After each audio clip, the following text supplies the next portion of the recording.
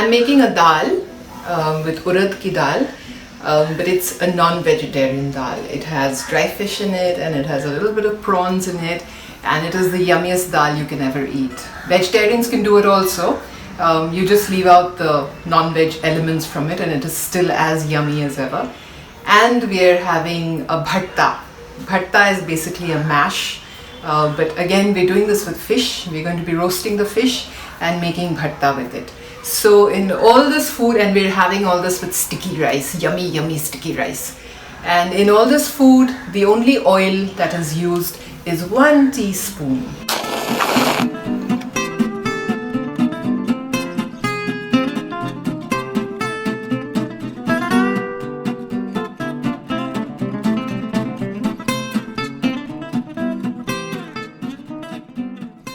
By the time I met my grandmother, she was quite well ensconced in Calcutta and Kolkata as it's called now. But she had brought Agartala with her to Kolkata, and one of her childhood companions, we used to call her Nana, and my aunts used to call her Mui. Nana means granny and Mui means Masi. She was an absolutely wonderful cook, and she was so delicate and fragile, and she would turn up all these foods for us to eat. Let me tell you about the ingredients that go into both these dishes. They're very easily available everywhere, and nowadays, thanks to websites like Amazon and what have you, you can also order in ingredients that are not there. So one of the main ingredients for tribal cooking is chilies. Whether it's green chilies or red chilies, tribal cooking has to be nice and hot, probably because they all live in the hills and it's cold over there, and the heat is necessary. Then of course garlic and onions and ginger. These are the three flavor giving masalas, so to speak. There's no other dry masala in this except for salt. These bad guys, these are what adds the flavor to it all, and you just add 1 or maximum 2 to a dish because it's very rich and it's very flavorful. And I understand it's also works as something against COVID. So apparently the Shidol, Ungari, Thumthap, whatever you want to call it, has been selling out like hotcakes. Of course, I have no idea on the veracity of that claim, but I'm happy to eat Shidol in any circumstance. So in case you're looking at it as for medicinal values, please check with the doctors. And since we're going non-vegetarian, this is the quantity of prawns I'll be using for a whole bowl of dal. And the fish, I basically just need 1 piece of fish, but since Amit loves fish, he said put more fish in the bharta. It's a fish bharta, so put more fish. So we will put more fish, but not all the pieces. I'll probably use 2 or 3 pieces for the bharta. It doesn't really taste so good if you have too much fish in it. The dal, I've just soaked it. This is 1 katori of dal. And these are all the veggies that will be going into the bharta. So these are winter veggies. It's a winter bharta. So you have mooli, you have same kefali, broad beans, you have bengan. I had called Didi in the morning quickly to find out, because I don't really make this bharta very often, so I'd forgotten what all goes into it. And I did ask her whether you put pumpkin in it. She said no kaddu, but let's see, I might add a little kaddu. I love kaddu. It has a nice sweet flavor to it, and especially in winter, kaddu is a nice thing to have. And of course there's potato and there's tomato.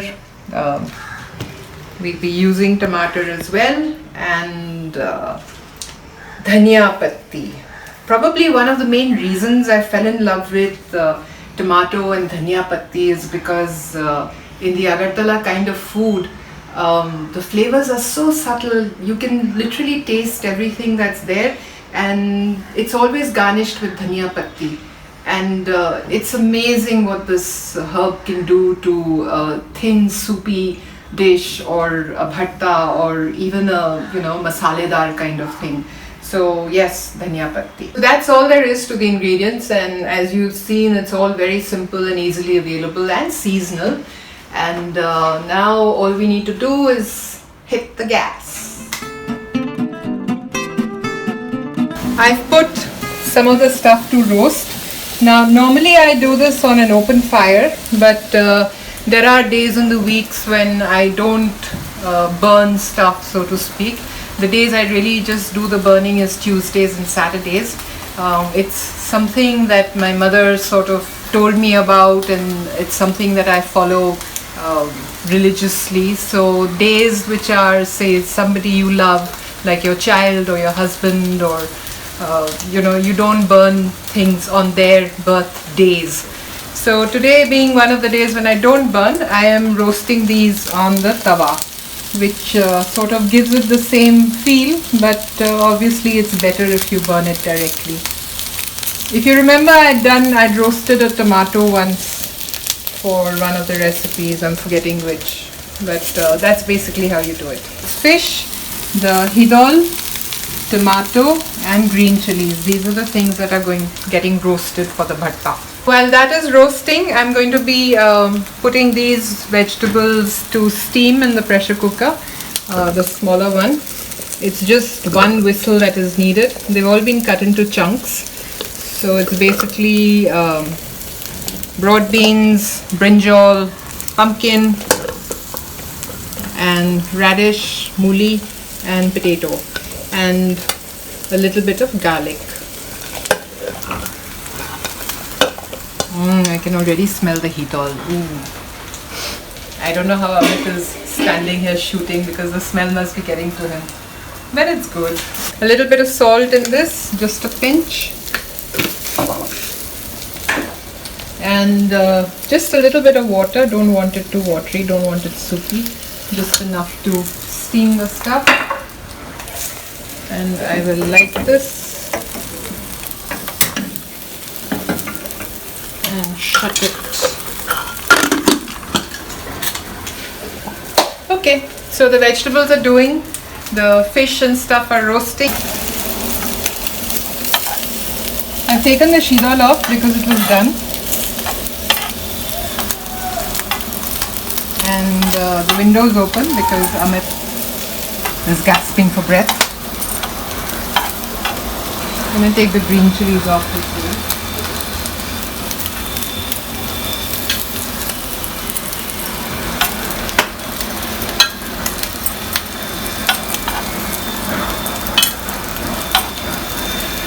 Roasting the veggies gives it a very nice flavor, nice smoky flavor, and something very organic about it. For the dal, like I mentioned, 1 teaspoon of oil is all we're going to use, literally. I'm using mustard oil because that's a flavor that we like, but you can use regular sunflower oil or any white oil of your choice.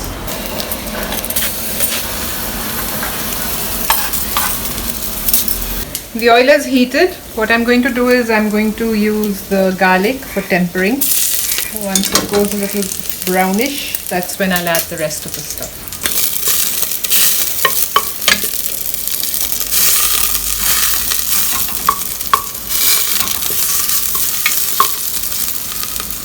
Now what goes in next is these 2 little bits of the dry fish, which will melt.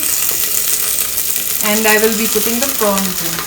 Just a handful of prawns, like I said, for a bowl full of dal. That's all you need.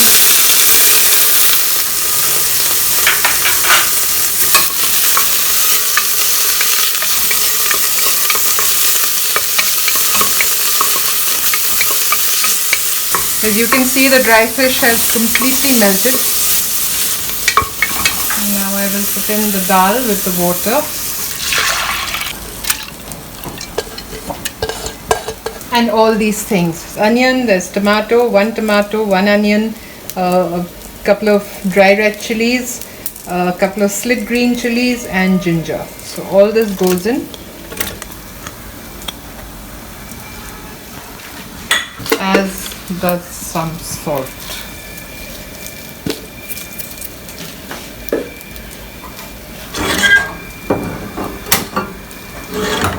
I switched off the gas because I didn't want the garlic to burn.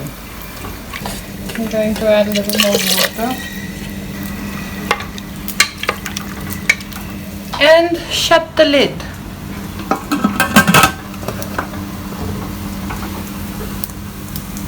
Meanwhile, what's happening here? Yeah, I think the fish is done. I have some nice burnt bits, so to speak. And the tomato, I think the tomato can do a little more. So I'm going to take the fish off and I'm going to leave the tomato on. Tomato needs to soften and the skin needs to get slightly black.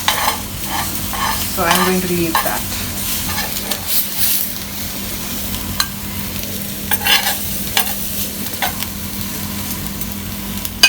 We'll debone the fish once we're mixing the bharta. The first thing I'm making is something we call budok bharta, and that basically has all these seasonal vegetables that we had pressure cooked, one whistle, and mixed with onions and chilies and red chilies and all that. And I remember as a child, every time any of the bhartas were made, my the ladies of the house would always say, "Oh, you mixed it really well, you mixed it really well." And I used to wonder what's so great about mixing a bharta, just like bung it in and mash it up, right? But no, there is an art to it. So the first thing I'm going to do is put salt on the onions and mash them up with the chilies. So the onions also get nice and hot. I'm also going to be adding a little bit of these red chilies which I've been soaking in water.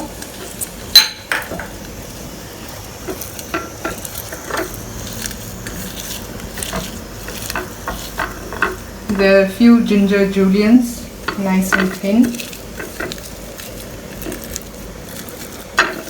So what you're doing here is you're making the masala for the bharta.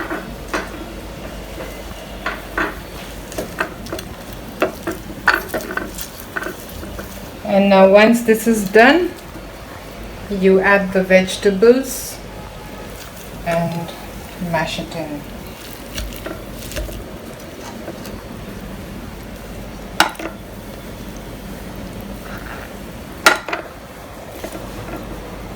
I think I should use a fork because it's very hot.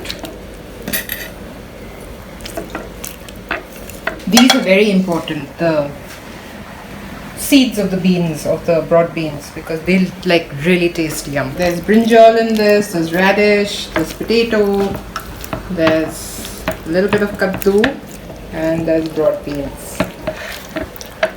So that is the bharta done. Don't smash it up into one homogeneous mass. It's nice to leave the veggies in bits so that you have a difference in the taste and the textures. And of course, once you've mixed it, the best thing to do is I should wash my hands. This bharta, as you can see, has been made totally vegetarian. There's no fish, no dry fish, nothing in it. It comes out yummy with dal and things like that. And of course you garnish with a generous sprinkling of coriander. Comfort food, that's what this is. Now let's put that away and we'll work on the fish bharta. Hopefully those tomatoes are cooked. Bharta number 2, the fish bharta, or manna as my grandmother used to call it. Once again, in the onions, this has more onions, this has 1.5 onions, because that's all the vegetable, so to speak, is going to be there. Add the salt.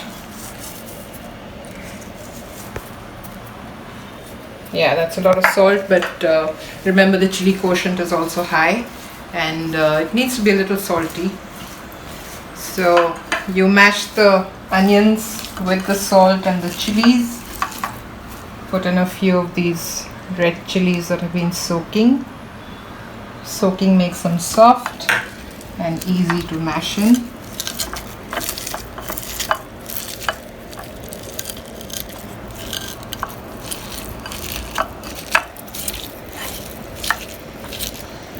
And I will put a little bit of hidol in this. Again, mash it in.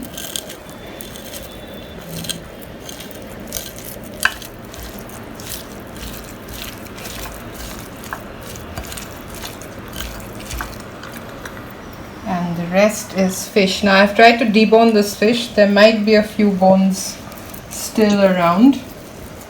Fish being fish, there will always be bones. I'm using Rahu for this.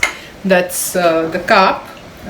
It's actually the best. Rahu, Katla, those are the best fish to do this with. But in case you don't have Rahu, Katla, any kind of fish with scales. Scales, because then it's easier, it has a thicker skin and you can roast it very happily on the fire. Add a little more fish for Mr. Mehra's pleasure, since he wanted fish. With one onion, one piece of fish, and you can eat up a whole plate full of rice with that. Normally we serve this with dal, plain yellow dal, and it's very high protein because of that shidol in there, the dry fish, rather the cured fish that we have.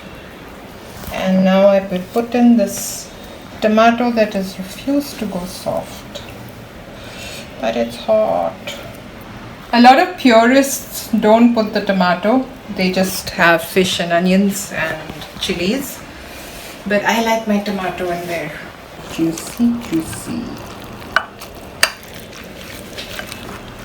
And this is your fish bharta, which is absolutely yummy to eat.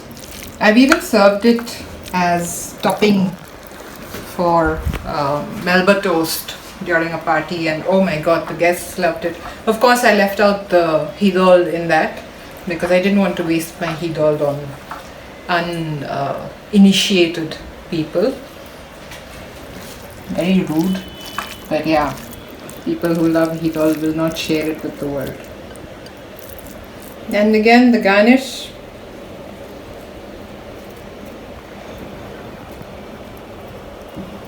That's it.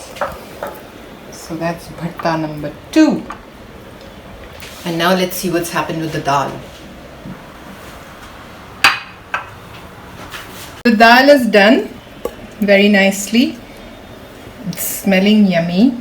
And what I'm going to do is, the stock that was there from the vegetables, I don't want to waste it, so I'm just going to add it to the dal for a little extra flavor.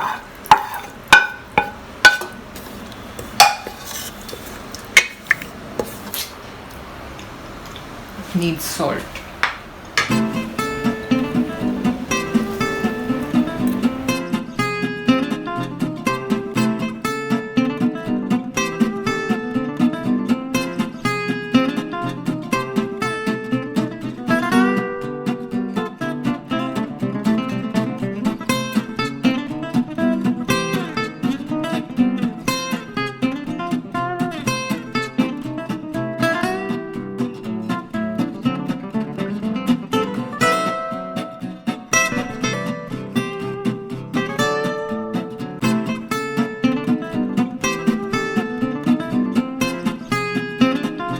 Traditionally, this meal is served with plain white rice, but I'm a greedy person and I will use or make sticky rice at any occasion possible, so which is why I have made sticky rice.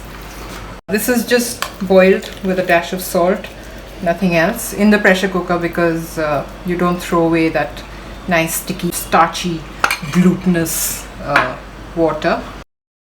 This is the dal. I'm hunting for a prawn. Yes, there's the prawn. So that's the prawn.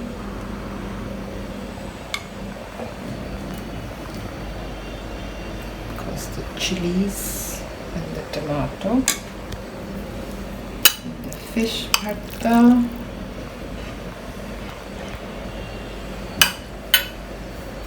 and the vegetable bharta.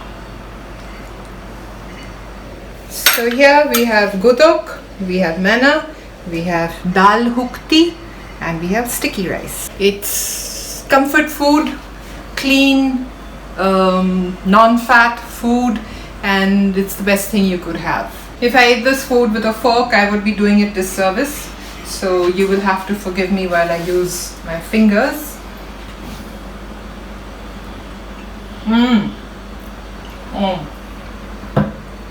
Remembering my grandmother.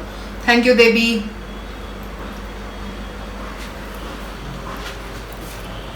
And the fish bharta.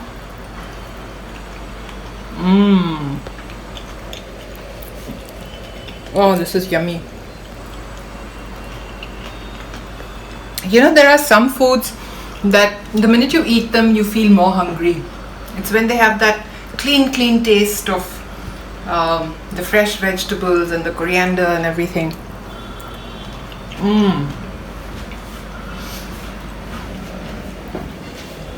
I can go on eating, but I will say my goodbyes before I do.